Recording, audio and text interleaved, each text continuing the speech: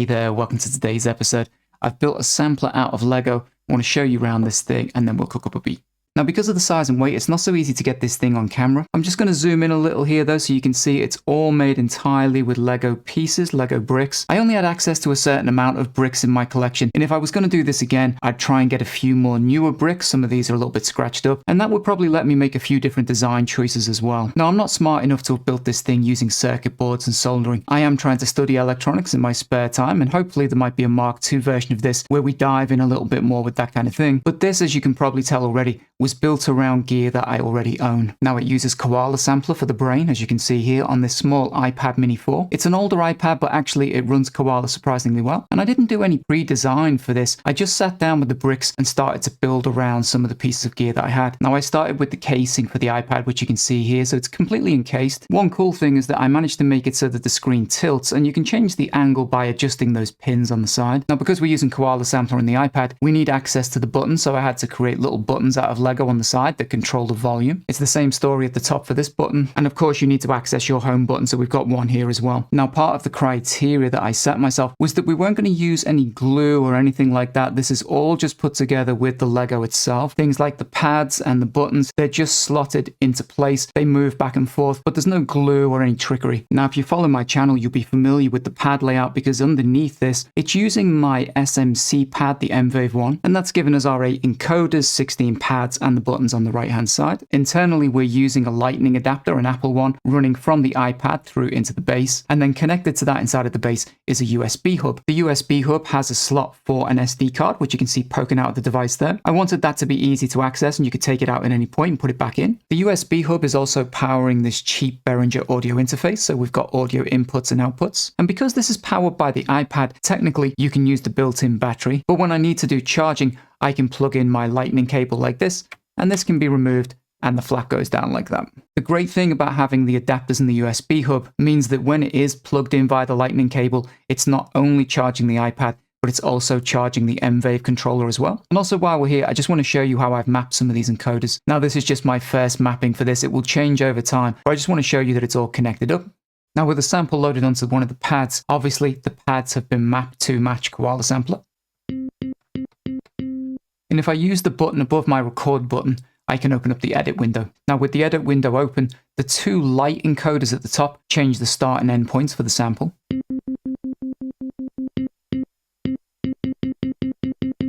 With the darker encoders underneath, on this left-hand side, this top one will change the volume of the sample. The one in the middle changes the pitch. The encoder at the bottom changes the panning. Then with the other 3 encoders on the right-hand side, the bottom one changes the overall tempo. The one in the middle changes the swing amount. And for now, the one at the top changes the master volume for the master channel. Obviously, the buttons on the right-hand side follow what the SMC pad has. If I hold down the first button, that gives us our note repeat. The grey one is the shift button. The red button is for recording. The button above that opens the edit window, which I've shown you. The green button is for playback. The next 2 change the octaves, and the 2 after that change the pad bank and the knob banks. And the top button is the Bluetooth. So now you've had a tour of this device, let's jump in and use it to make a beat. We'll start by bringing in some samples. Let's go to the samples button. We've got this Beat Butcher Fill Volume 6. I've got that currently on the SD card. Let's pick out some kick drums. I like this one. Now that we've loaded the sample onto the first pad, I just want to check that the MIDI is connected with this. Let's go back in and find some more samples. I like this bird and hat too. And let's pick out a snare drum as well. I like this B snare. Now I can use this button here, and I'm going to hold it down because it opens the edit window, and then we can select all of our pads at the same time. And I'm just going to make those one shots. Now my kick drum's a little bit quiet, so we're going to go into Tools, and we're just going to normalize that. The hi-hat's a little loud for me, so I'm just going to turn that down a little bit. We'll close out our edit window. I'm going to go into resampling mode for the main channel. And what we're going to do is just record a drum loop. We'll use resampling, and then we'll loop that thing up.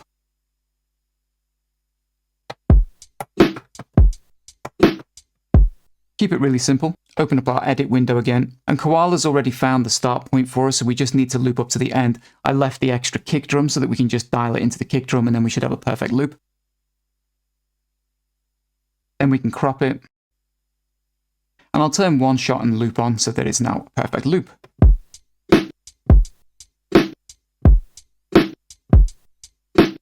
Let's delete out the samples we don't want, and I'm going to shift our loop over to the first pad. The reason for that is so that we can jump over to sequence, open up our first sequence, and know that that sample is A1. And I'm just going to draw that in across the whole loop. We can then try and work out the BPM for the loop, because of course we just recorded that freehand. It's a little bit slow. Let's speed it up a little bit. Let's try 83 BPM. It's closer. Let's go up to 85.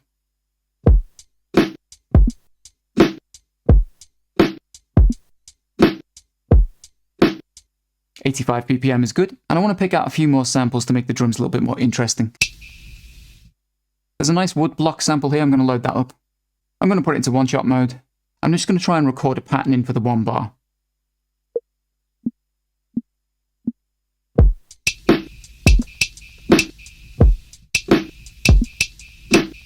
Now it's a little bit loud, so let's turn it down a touch. And I think we'll pitch that sample down a bit.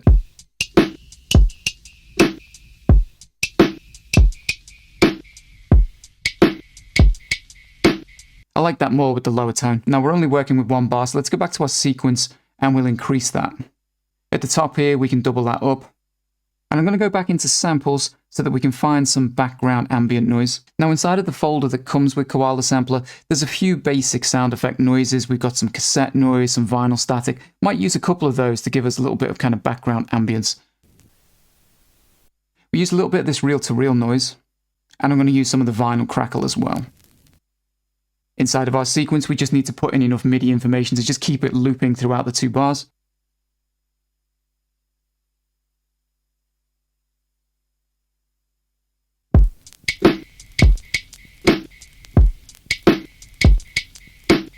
I'm going to turn the vinyl static down a little bit, and I want to bake all of that into the drum loop and just narrow this back down. I like to simplify things. And before I do that, I'm just going to go over to the perform page, and we're going to put some effects in here onto the drums, and then I'm going to resample all of that down. Now inside of the strawberry tab, I'm going to put hold on. I'm going to use a little bit of this dirty filter and a little compression. We're adding all of that to our drums. I like that, so I'm going to resample that as a loop. And again, I'm going to tidy up by getting rid of samples we don't want. Now I'm going to move my drum loop back up to pad 1. And back in the edit window, I just want to normalize this sample. I don't need this old sequence either. We're going to create a new one. Let's open up a new one. We know we want 2 bars, and we want to put our drum loop across the top.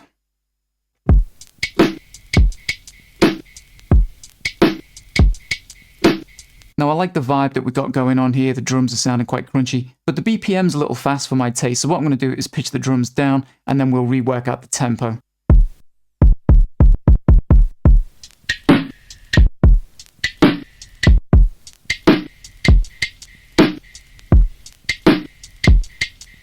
Just -1 semitone will do us. Because we've changed this, we now need to work out the new tempo.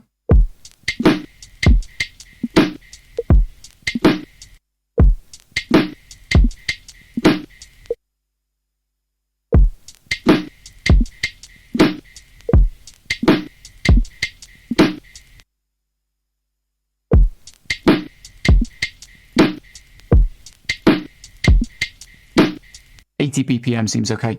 Let's go back into samples so we can find something to chop up. And I'm going to go back to the Beat Butcher kit, and we'll dig through some of the music chops, see if we can find something that we like. I think this one sounds good here, Piano Dogs 1.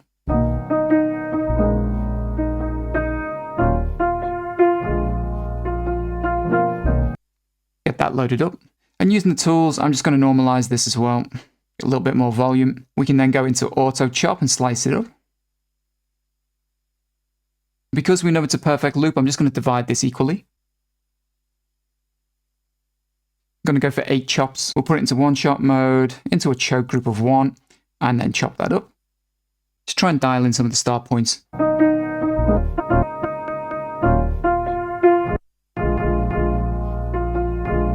to use my shift button, hold on to everything and select all of these pads.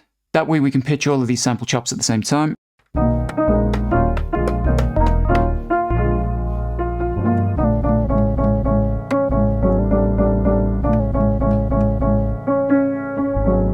Going to come down just by one semitone, and then we can see if we can work out a pattern that goes with the drums. I think I've got something here for our first 2 bars. Let's record that in.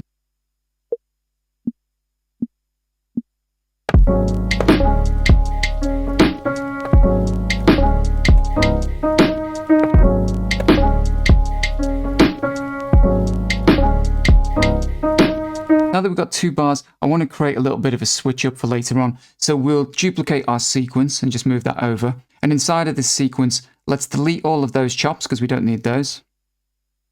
And using some of the other slices, let's try and work out 2 bars of a switch up.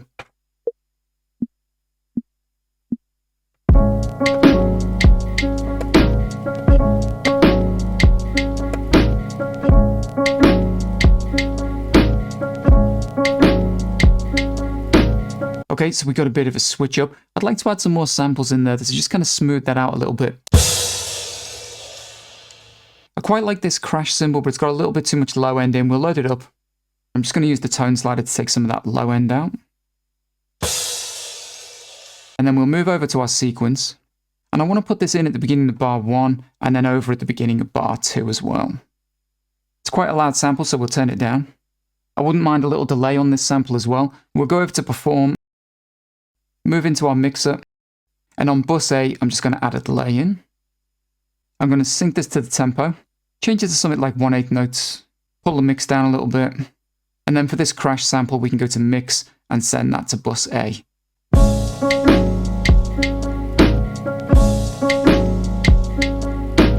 Now we also need a little bit more bass.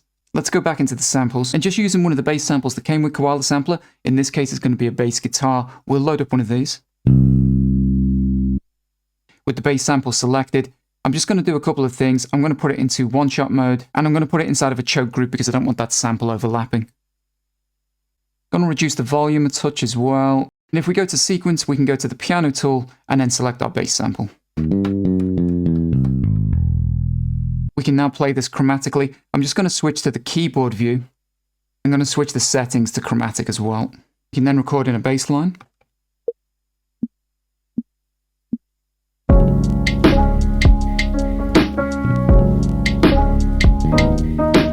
And of course, that's for the first sequence that we created. We want to add a bass line to the second sequence, the switch up.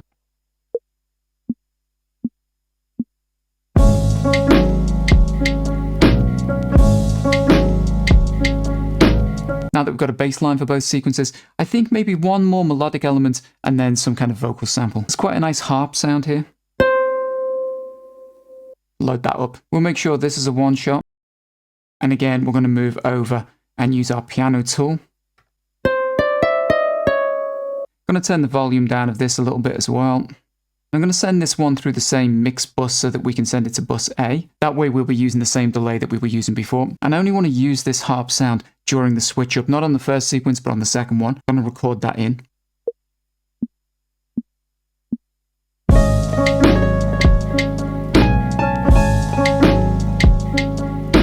Timing was a little off. Let's open up the sequence. And the other thing I want to do here is add some velocity variation to that harp sound, so it's a little bit more natural. I had quantization on, which doesn't help. I should have turned it off. I just need to move this note over a step, so we'll move it over here. And if we select the velocity tool, we can just change the velocity of these notes, just vary it a little bit so it sounds a little bit more realistic. I also want to dull that sound down a little. It's a little too clean, so I'm going to use the tone slider to take a bunch of the high end out of that.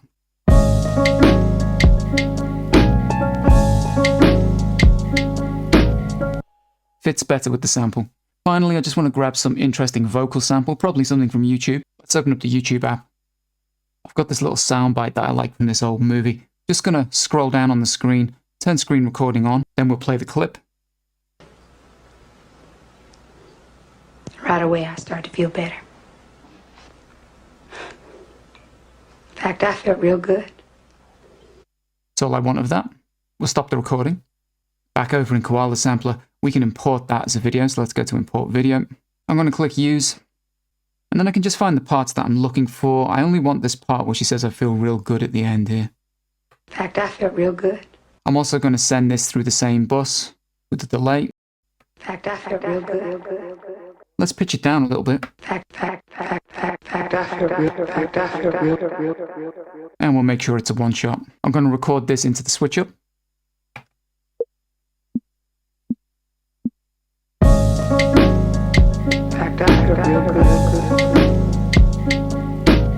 And there we go. I think we'll call it quits at that. I'm going to play out on the beat. Hope you've enjoyed this episode. Let me know what you think in the comments.